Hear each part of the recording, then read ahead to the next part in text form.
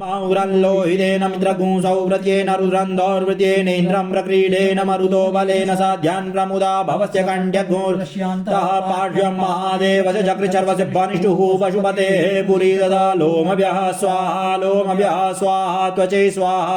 स्वाहा लोहिताय स्वाहा मेदोभ्यः स्वाहा माकुशेभ्यः स्वाहा स्नावभ्यः स्वाहा मजभ्यः स्वाहा मजभ्यः स्वाहा रेतसे स्वाहा पायवे स्वाहा आयासाय स्वाहा प्रायासाय स्वाहा संयासाय स्वाहा बियासाय